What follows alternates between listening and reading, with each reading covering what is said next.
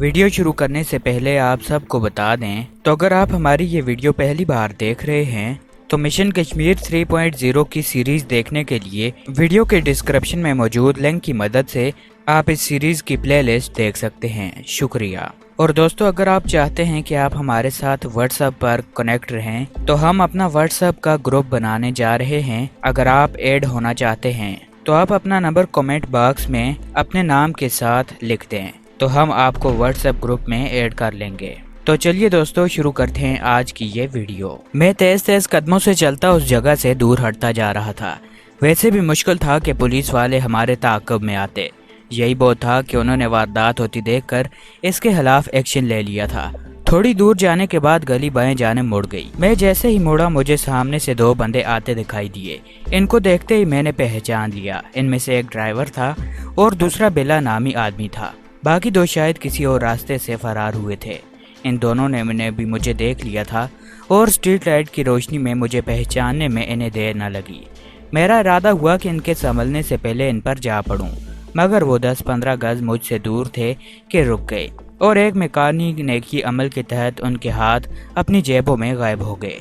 और जब बाहर आए तो हथियार उनके हाथों में थे। मैंने अभी बिजली किसी सरहद से कोबरे से हासिल की हुई पिस्तौल निकाल कर इन पर तान लिया। एक अजीब सी सिचुएशन बन गई थी। गोली चलाने में जो भी पहल करता इसका अपना बचना महाल हो जाता, ताकि मुखालिफ ने मरते मरते भी इसका काम तमाम कर देना था। हम नामालूम कितनी देर इस हालात में रहते कि अचानक ड्राइवर पार्टी की पुश्त के जानिब दौड़ते कदमों की आवाज़ आई। मेरी नज़र बेहतियार इस जानिब उठी। स्ट्रीट लाइट की रोशनी में मैंने भागने वाले दूर ही से पहचान लिए। इनकी तादाद 3 थी और वो पुलिस वाले थे। इंडियन पुलिस से मुझे इस मुस्तदद की तवक्का नहीं थी।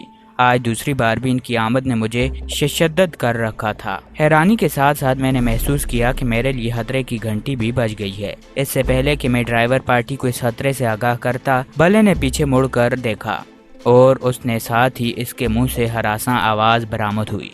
मारे गए हो बास ये तो। अचानक पुलिस वालों ने हवाई फायर किया और बल्ले की इस बात पर उसका मुंह वहीं पर बंद रहा। भागो खतरा भांपते ही ड्राइवर चीखा। उन दोनों के हरकत करने से पहले ही मैं ये रिस्क ले चुका था। अलबत्ता हिफ्ज़े मातकद्दम के तौर पर मैंने मुड़ने की ज़रूरत महसूस नहीं की थी और इसी तरह उल्टे कदमों भागते हुए वहाँ से दूर जाने लगा। मगर जैसे ही ड्राइवर ने भागो का नारा बुलंद किया, मैं पीछे मुड़कर पूरी रफ्तार से भागा। यूं भी स्पोर्ट शूज़ मुझे भागने में मदद दे रहे थे। भागते हुए मैंने पिस्तौल कोट की जेब में मुंतकिल कर दिया था। मोड़ मोड़ते ही मैं पुलिस वालों और ड्राइवर वगैरह की नज़रों से ओझल हो गया। पुलिस वालों के ललकारने की आवाज़ें तो मेरे कानों में आ रही थीं। मैंने अपनी दाहिनी तरफ दीवार की जानिब निगाह दौड़ाई। दीवार की ऊंचाई 8 फीट के करीब थी। बिजली किसी सरहद के साथ में उछलता हुआ दीवार पर चढ़ा और इसी तेजी से दूसरी जानिब उतर गया। यह मोड़ के साथ पहला मकान था। मैं ड्राइवर पार्टी के मोड़ मोड़ने से पहले दूसरी जानिब उतर गया था। नीचे उतरते वक्त मैंने ये एहतियात बरती कि दीवार से लटक कर पंजों के बल नीचे कूदता कि कोई आवाज़ पैदा न हो पाए। सर्दी जोबन पर थी और बंद कमरों में रजाइयाँ ओढ़े लोग बेफिक्र सो रहे थे। इस शोर शराबे की आवाज़ शायद इनके कानों तक पहुंच पाती। अलबत्ता इस मकान में घुसने से पहले एक खौफ मेरे ज़हन में ज़रूर जा बसा था कि कहीं घर में कुत्ता वगैरह ना हो। कुत्ते की मौजूदगी मेरा बांडा फोड़ देती और फिर वो घर मेरे लिए चूहेदान साबित होता। लेकिन मेरी खुशकिस्मती थी कि मैं इस खतरे से बच निकला। घर के अंदर घुसने का रिस्क मैंने इसलिए लिया था कि पुलिस से आगे मतभेड़ होने का खतरा भी मौजूद था। अरे बस, वो पंछी किधर उड़ गया? मुझे भले की आवाज़ सुनाई दी। बाढ़ में जाए, ड्राइवर की चिल्लाहट भरी आवाज़ उभरी और इसके साथ ही इनके दौड़ते कदमों की आवाज़ दूर जाती सुनाई दी। लम्हा बर्बाद पुलिस वाले वहां लड़काते हुए गुजरे। इस असनाब में मैंने वहां से हरकत नहीं की थी और अपनी चढ़ी हुई सांसों को हमवार करने की कोशिश करता रहा। यकदम दौड़ लगाने की वजह से मेरा सांस बुरी तरह फूल गया था। अगर ज़्यादा फासला तक मुझे भागना पड़ा होता तो मेरी सांसें दौड़ते दौड़ते ही हमवार हो गई होती। पुलिस वालों के कदमों की आवाज़ें जैसे ही मदम हुई, मैं मकान की तरफ मतवजे हो गया। वो एक दरमियाने साइज़ का छोटा सा मकान था। सामने 3 छोटे कमरे नज़र आ रहे थे। आगे एक बरामदा, दाएं बाएं किचन और बाथरूम। इनके साइज़ की वजह से मैंने अंदाज़ा लगाया कि वो किचन या बाथरूम होंगे। बाद में चेक करने पर मेरा अंदाज़ा दुरुस्त निकला। गली की साइड पर दीवार के साथ एक इकलौता कमरा दिखाई दिया। जिस तरह हमारे यहाँ बैठक वगैरह बनाते हैं, इसका मकसद भी शायद कुछ इस तरह का ही हो। ایک سرسری جائزہ لے کر میں اس اکلوتے کمرے کی طرف بڑھ گیا۔ میرے گمان کے موافق دروازے کی کنڈی باہر سے لگی ہوئی تھی۔ میں نے آہستہ سے کنڈی کھولی اور دروازہ کھول کر اندر داخل ہو گیا۔ اندر گپ اندھیرا تھا۔ اپنے پیچھے دروازے کو بھیڑ کر میں نے بجلی کے بورڈ کی تلاش کی اور دروازے کی دائیں جانب ہو گیا، مگر اندھیرے میں دیوار پر ہاتھ پھیرنے کے باوجود مجھے بورڈ نہ ملا۔ میں دوسری جانب بڑا اور بورڈ تلاش کر کے اوپر موجود بٹنوں کو یکے بعد دیگرے آن کرتا چلا گیا۔ جیسے ہی لائٹ جلی میں نے ایک لمحہ کے لیے کمرے کا جائزہ لیا اور دوبارہ لائٹ آف کر دی۔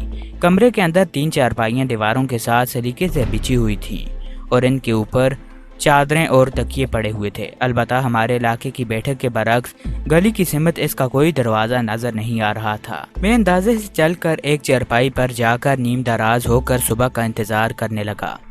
اندرونی کمروں کا رخ میں نے اسی لیے نہیں کیا تھا کہ لامحالہ سونے والوں نے دروازے اندر سے بند رکھے ہوں گے اور رات گئے وہ بغیر تصدیق کے کبھی بھی دروازہ نہیں کھولتے۔ الٹا شک پڑنے پر وہ شور مچا کر محلے والوں کو متوجہ کر دیتے یا ٹیلی فون کی سہولت میسر ہونے کی صورت میں پولیس کو بھی مطلع کر دیتے۔ کھانا کھائے مجھے کافی دیر ہو گئی تھی اور بھوک کافی شدت سے محسوس ہو رہی تھی، لیکن میں نے کچن کا رخ کرنے کی بجائے اسے صبح پر اٹھا رکھا۔ چند گھنٹے بھوک برداشت کرنا چندہ دشوار نہیں تھا کہ ہم پاکستانی گوریلے اپنی ٹریلنگ کی بدولت کئی دن بھوکے پیاسے رہ سکتے ہیں۔ صبح ہونے تک میری سوچوں کا دار مختلف سمتوں میں بہتا رہا۔ کبھی گھر کی یاد اور کبھی موجودہ صورتحال کے بارے میں سوچتا رہا۔ حالات دن بدن بگڑتے جا رہے تھے۔ لڑائی جھگڑا اور مار کٹائی کبھی بھی مجھے محبوب نہیں رہی۔ گنڈا پور ہونے کے باوجود مجھے خونخواری پسند نہیں تھی اور حتی الوسع میں قتل و غارت سے پرہیز کرتا تھا، لیکن انڈیا آمد کے بعد حالات نے میری امن پسندی کی خود بدل دی تھی۔ یہاں میں کئی آدمی میرے ہاتھوں سے قتل ہو چکے تھے۔ بلا شبہ وہ کافر تھے اور ان کو قتل کرنے کا محرک بھی حالات تھے، لیکن پھر بھی کسی کے خون سے ہاتھ رنگے احساس میرے اندر جاگ زین رہا تھا۔ یوں بھی قتل و غارت کا جو سلسلہ شروع ہو چکا تھا، اس کے رکنے کے آثار نظر نہیں آ رہے تھے۔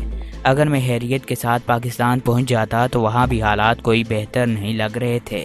صبح کی اذانوں اور مختلف گھروں سے اٹھتی بھجن کی آوازوں کے ساتھ مجھے اندرونی کمرے کی جانب کھٹ پٹ کی آوازیں سنائی دینے لگیں۔ میں نے دروازے کے قریب پہنچ کر جری سے جھانکا تو ایک نورانی چہرے والا شخص باتھ روم کے دروازے سے نکلتا دکھائی دیا۔ دونوں آستینیں اس نے کوہنوں پر اوڑھی ہوئی تھیں جن سے پانی ٹپک رہا تھا، جو محلہ وضو کا پانی تھا۔ میرا دل عجیب طرح کی خوشی سے بھر گیا۔ اس کا مطلب ہے انجانے میں کسی مسلم گھرانے میں پناہ لے لی ہے۔ میں خود کلامی کے انداز میں بڑبڑایا۔ بزرگ صورت شخص باتھ روم سے نکل کر بغلی کمرے میں گھس گیا اور پھر تھوڑی دیر کے بعد سر پر سفید ٹوپی رکھے وہ بیرونی دروازے کی طرف آتا دکھائی دیا۔ میں آہستہ سے پیچھے ہٹا اور پھر چارپائی پر آ کر بیٹھ گیا۔ اب مجھے بابا کی واپسی کا انتظار کرنا تھا۔ اس کی غیر موجودگی میں گھر کے اندر گھسنا مجھے نامناسب لگ رہا تھا۔ آدھا پونا گھنٹے کے بعد مجھے بیرونی دروازے کے کھلنے کی آواز آئی۔ میں نے آگے بڑھ کر دروازے کی جھری سے جھانکا تو وہ بابا ہی تھا۔ ہاتھ میں تسبیح پکڑے وہ آہستہ سے چلتا ہوا برآمدے کی سمت میں بڑھتا دکھائی دیا۔ بابا جی بات سنیں، میں آہستہ سے بولا۔ وہ ٹھٹک کر رہ گیا اور حیرانی سے دائیں بائیں دیکھنے لگا۔ میں ادھر ہوں بزرگو، میں نے دروازہ ہلکے سے بجا کر کہا۔ اس دفعہ اس نے مجھے دیکھ لیا اور چہرے پر حیرانی کے تاثرات سے جائے وہ کمرے کی جانب بڑھ آیا۔ اس کے کمرے میں داخل ہوتے ہی میں نے سب سے پہلے دروازہ کھول کر لائٹ جلائی، جس سے کمرے میں چھایا اندھیرا روشنی میں بدل گیا۔ السلام علیکم۔ اس کے کمرے میں داخل ہوتے ہی میں نے سلام کرنے میں پہل کی۔ وعلیکم السلام ورحمۃ اللہ وبرکاتہ۔ وہ خشوع و خضوع سے بولا۔ بیٹھیں، آپ غالباً اقبال میاں کے مہمان ہیں۔ نہیں بزرگوں، میں نے نفی میں سر ہلا کر کہا۔ میں زبردستی کا مہمان ہوں۔ کیا مطلب؟ وہ حیرانی سے بولا۔ مطلب یہ کہ گزشتہ شب اپنی جان بچانے کے لیے میں آپ کے گھر میں گھسا تھا۔ کس سے؟ پولیس سے؟ یا وہ مخاطب ہوا۔ پولیس سے بھی اور مجرموں سے بھی۔ میں نے اپنی بات کی وضاحت کی۔ برخوردار یہ گھر مجرموں کو پناہ دینے کا متمل نہیں ہو سکتا۔ وہ متانت سے بولا۔ البتہ آپ کے مسلمان ہونے کے ناطے میں اتنا کر سکتا ہوں کہ آپ کو ناشتہ کرا کر یہاں سے رخصت کروا دوں اور پولیس کو بھی اطلاع نہ دوں۔ اس کے ساتھ اگر آپ مجھ پر ایک اور مہربانی کریں کہ میری کہانی سن لیں تو کیسا رہے گا؟ کہانی؟ اس نے بایاں ہاتھ اٹھا کر اپنی دستی گھڑی پر ٹائم دیکھا اور پھر ایک لمحہ سوچ کر بولا، چلو سنا دو۔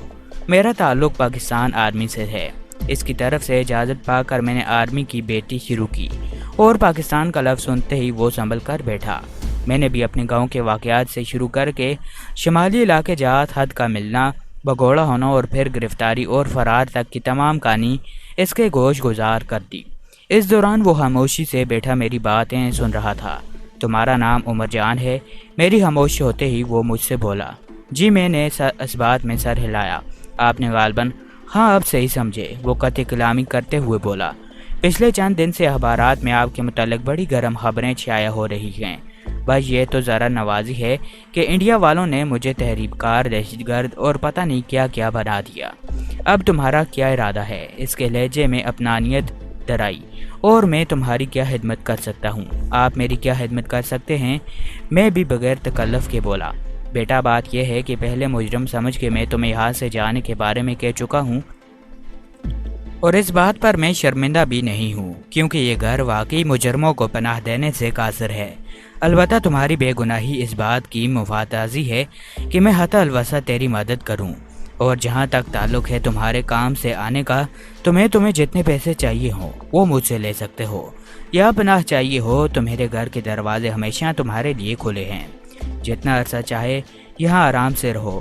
اس کے علاوہ اگر تم یہ کہو کہ میں تمہاری سرحد پار کروا دوں گا تو معاف کرنا بیٹا، یہ میرے بس کے باہر ہے۔ مہربانی چچا جان، مجھے بس آج کا دن ہی یہاں گزارنا ہے، شام تک شاید میں یہاں سے نکل جاؤں۔ آپ نے اتنا کرنا ہے کہ دلی سے بمبئی جانے والی کسی ایسی راستے سے میری رہنمائی کر دینا جس پر میرے لیے خطرہ کم ہو۔ اس بارے میں معذرت ہوا ہوں۔ وہ صاف گوئی سے بولا، مجھے دلی سے بمبئی جانے والے کسی بھی ایسے راستے کے متعلق معلومات نہیں ہے جس پر سفر کر کے آپ پولیس سے مدبھیڑ نہ ہو۔ اچھا، پھر ناشتہ ہی کرا دیں، میں مسکراتا ہوا بولا۔ نہیں، اس نے زیر لب مسکراتے ہوئے نفی میں سر ہلایا۔ پہلے آپ اٹھیں، گرم پانی سے غسل کریں، کپڑے بدلی کریں، اس کے بعد ناشتہ ملے گا، جیسے آپ کی مرضی چچا جان۔ میں فوراً اس سے متفق ہوا کہ میرا اپنا جی بھی نہانے کو کر رہا تھا۔ چلو، وہ اٹھتا ہوا بولا، اور میں نے بھی بے ساختہ اس کے ساتھ کھڑا ہونا سمجھا۔ سورج طلوع ہو چکا تھا، گھر کے سین میں ہلکی پیلی دھوپ پھیلی ہوئی تھی۔ برآمدے میں ایک درمیانے قد کا جوان کھڑا تھا جس کا تعارف اس بزرگ نے اقبال کے نام سے کرایا۔ ان کا اپنا نام عبد المنان تھا۔ اس کی بیوی عرصہ ہوا فوت ہو چکی تھی، جبکہ اولاد میں ایک اقبال اور ایک اس سے چھوٹی بہن رقیہ شامل تھے، اور دونوں شادی شدہ تھے۔ اقبال خود ایک چھوٹے سے بچے بلال کا باپ تھا۔ اس کی بیوی ماریہ ایک قبول صورت گھریلو خاتون تھی، وہ خود ایک دفتر میں کلرک تھا، جبکہ عبد المنان کا ایک اپنا جنرل سٹور بھی تھا۔ ان کا گزر اوقات بہت اچھے طریقے سے ہو رہی تھی۔ نیم گرم پانی سے نہا کر میری سستی دور ہو گئی تھی۔ لباس کے نام پر میرے حوالے ایک چادر اور قمیض کی گئی تھی کہ اقبال اور عبد المنان دونوں کی شلواریں میرے ناپ سے چھوٹی تھیں۔ قمیض کا البتہ کوئی خاص فرق نہیں تھا۔ وہ لباس زیب تن کر کے میں خود کو بہت ہلکا پھلکا محسوس کر رہا تھا۔ میرے باتھ روم سے باہر آتے ہی ماریہ اقبال کی بیوی باتھ روم میں گھس کر میرے کپڑے دھلائی کرنے لگ گئی۔ وہ دونوں باپ بیٹا ناشتے پر بے صبری سے میرا انتظار کر رہے تھے۔ ناشتے میں سبزی کے پراٹھے، آملیٹ، دودھ، دہی وغیرہ شامل تھے۔ نہانے سے میری بھوک مزید چمک اٹھی تھی اور میں نے ناشتے کے ساتھ خوب انصاف کیا۔ اچھا عمر بھائی، میں تو دفتر چلا۔ ناشتے پر چائے خاموشی کو توڑتے ہوئے اقبال بولا۔ واپسی پر انشاءاللہ آپ سے گپ شپ ہوگی۔ ضرور، میں نے ساتھ ملاتے ہوئے بولا، اور اگر ہو سکے تو واپسی پر 2-3 اخبار لیتے آنا۔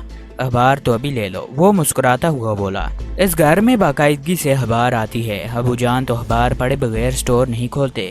یہ تو آج آپ کی آمد نے انہیں اس شغل سے باز رکھا۔ اس کے بعد وہ کمرے سے 2 تازہ اخبار نکال کر لایا جو لازماً اخبار فروش صبح ان کے گھر پھینک گیا تھا۔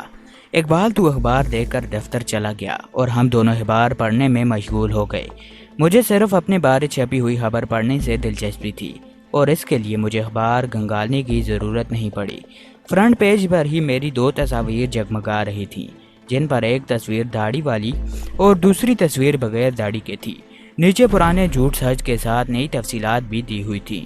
دہلی میرٹ روڈ پر میرے ہاتھ سے قتل ہونے والے 28 گیر کے علاوہ بھی دلی میں ہونے والے چند قتل میرے نام سے منسوب کیے گئے تھے۔ روڈ والے قتل کا سہرا میرے سر اس لیے بندھا گیا تھا کہ اس کے ساتھی کو میں بے ہوش چھوڑ آیا تھا، جو بعد میں پولیس کے ہاتھ چڑھ گیا تھا، جس سے میرا دلی سے واردات ہونا راز نہ رہ سکا۔ ٹیکسی ڈرائیور اور بلا نامی شخص بھی پولیس کی گرفت سے بچ کر نہ جا سکے تھے۔ ان کی گرفتاری کا سارا کریڈٹ ایک مسلمان انسپکٹر کو جاتا تھا جس نے جان پر کھیل کر ان دونوں کو گرفتار کیا تھا۔ ان دونوں نے بھی اپنے آپ کو بے قصور ثابت کرنے کے لیے سارا الزام میرے سر پر لا لیا تھا کہ کس طرح میں نے ان سے ٹیکسی چھیننے کی کوشش کی تھی جو پولیس کی مداخلت سے ناکام ہو گئی تھی۔ ان کے اس بیان پر بھی پولیس نے بھی اپنی ازلی بےحیثی کا ثبوت دیا تھا، ورنہ ان سے صرف اتنا ہی پوچھ لیا جاتا کہ اگر وہ بے قصور تھے تو پولیس کو دیکھ کر بھاگے کیوں تھے۔ بہرحال میں نے زیادہ تر اس بات کو سر میں نہ کھپایا اور عبد المنان سے دوسرا اخبار لے کر پڑھنے لگا۔ اس میں بھی کم و بیش پہلے اخبار والی قصے کہانی دہرائی گئی تھی، البتہ عبد المنان کے محلے میں میری رپوش کو بنیاد بنا کر لکھا گیا تھا کہ میں ابھی تک اسی محلے میں ہو سکتا ہوں، اور پولیس کو سارے محلے کا گھیراؤ کر کے گھر گھر کی تلاشی لینے کا مشورہ دیا گیا تھا۔ یہ خبر عبد المنان بھی پڑھ چکا تھا، لیکن اس نے اس پر تبصرہ کرنے سے گریز کی تھی۔ چچا جان اگر اجازت ہو تو میں تھوڑی دیر آرام کر لوں۔ اخبار سے فارغ ہوتے ہی میں عبد المنان سے مخاطب ہوا۔ ہاں ہاں بیٹا کیوں نہیں، وہ پرخلوص لہجے میں بولا۔ ماریا بیٹی نے تمہارے لیے بیٹھک میں بسترا لگا دیا ہے، اور میں بیٹھک میں آ کر سو گیا۔ ساری رات کی تھکن اور پھر پیٹ بھرنے کے بعد نیند کی مہربان دیوی نے مجھے اپنے آغوش میں لینے کے لیے دیر نہ لگائی۔ میں کافی دیر سوتا رہا، دن کا کھانا بھی اسی نیند کے نظر ہو گیا۔ دوپہر کو دفتر سے واپس آ کر اقبال نے مجھے اٹھایا۔ اس وقت تک میری نیند پوری ہو چکی تھی اور میں اپنے آپ کو نئے چاق و چوبن اور تازہ محسوس کر رہا تھا۔ عمر بھائی آپ تو گھوڑے بیچ کر سو رہے ہیں اور شہر میں سارے محکمے کو آپ کی تلاش میں سرگرداں ہیں، یہ کوئی آج کی بات تو نہیں ہے۔ میں انگڑائی لے کر اٹھتا ہوا بولا۔ جب سے میرے قدم یہاں پر پڑے ہیں یہاں کے لوگ میری محبت میں مبتلا ہو گئے ہیں۔ واقعی تمہاری بات صحیح ہے، اقبال ہنس کر بولا۔ بہرحال اٹھو، غسل کرو، اس کے بعد چائے پئیں گے، کھانے کا ٹائم تو یوں بھی گزر گیا ہے۔ اور میں سر ہلاتا ہوا باتھ روم کی سمت بڑھ گیا۔ میرا اپنا لباس استری شدہ باتھ روم میں لٹکا ہوا تھا۔ نہا کر میں نے اپنے کپڑے پہنے اور باتھ روم سے باہر نکل آیا۔ دونوں باپ بیٹا چائے کے برتن سجائے میرے انتظار میں بیٹھے تھے۔ چائے خاموشی سے پی گئے۔ اس کے بعد عبد المنان بولا، عمر بیٹے اب تمہارا کیا ارادہ ہے؟ میرا مشورہ تو یہ ہے کہ چند ہفتے ہمارے گھر ہی رپوش رہو، جیسے ہی تمہاری تلاش کی سرگرمیاں کچھ مدم پڑیں تب یہاں سے چلے جانا۔ فی الحال تمہارا باہر نکلنا بہت بڑے خطرے کا باعث بن سکتا ہے۔ میں آپ سے متفق ہوتے ہوئے بھی یہاں نہیں رہ سکتا، کیونکہ جب تک مجھے میرے گھر کی طرف سے اطمینان حاصل نہیں ہو جاتا مجھے چین نہیں آ سکتا۔ یہ نہ ہو کہ اس تیزی کی بدولت خدا نخواستہ ہمیشہ کے لیے گھر پہنچنے سے ہی رہ جاؤ، عبد المنان نے کہا۔ اس کے لیے میرا مشورہ یہی ہے کہ زیادہ نہیں تو کم از کم ایک ہفتہ باہر نکلنے سے گریز کرو۔ آپ کی مہربانی چاچا جان، لیکن یہ ناممکن ہے۔ چلو جیسے تمہاری مرضی، وہ بادل نخواستہ راضی ہوتا ہوا بولا۔ عمر بھائی اب ہمیں اپنے شہر اور پاکستان کے بارے میں کچھ بتاؤ۔ اقبال نے موضوع بدلا اور میں انہیں پیارے ملک شہر کے بارے میں تفصیل بتانے لگ گیا۔ ہم اسی گفتگو میں مہر تھے کہ مسجد سے مغرب کی اذانیں بلند ہوئیں۔ وہ دونوں باپ بیٹا تو مسجد کی سمت روانہ ہو گئے اور میں وضو کر کے گھر میں ہی نماز پڑھنے میں مشغول ہو گیا۔ ان کی مسجد سے واپسی پر ہم تینوں نے اکٹھے بیٹھ کر پرتکلف کھانا تناول کیا۔ اقبال کی بیوی نے البتہ ہمارے ساتھ بیٹھنے کی ضرورت محسوس نہیں کی تھی اور ہمارے آگے کھانا چنے کے بعد وہ اپنے بچے کو لے کر کچن میں گھس گئی تھی۔ کھانے کے بعد ایک مرتبہ پھر چائے کا دور چلا اور پھر وہ دونوں باپ بیٹا روٹین کے مطابق عشاء کی نماز کے لیے روانہ ہو گئے۔ ان کی واپسی کے بعد میں وہاں سے کوچ کرنے کے لیے تیار ہو گیا تھا۔ بیٹا کم از کم آج کی رات تو ہمیں میزبانی کا موقع دے دیتے، عبد المنان پرخلوص لہجے میں بولا۔ چچا میرا ایک ایک لمحہ قیمتی ہے، ورنہ میں آپ کی بات کبھی نہ ٹھکراتا۔ اچھا یہ رکھ لو، راستے میں کام آئیں گے۔ وہ نوٹوں کی ایک گڈی نکال کر میرے سامنے رکھتا ہوا بولا۔ رقم میرے پاس کافی ہے، البتہ آپ کی نشانی کے طور پر میں یہ رکھ لیتا ہوں۔ میں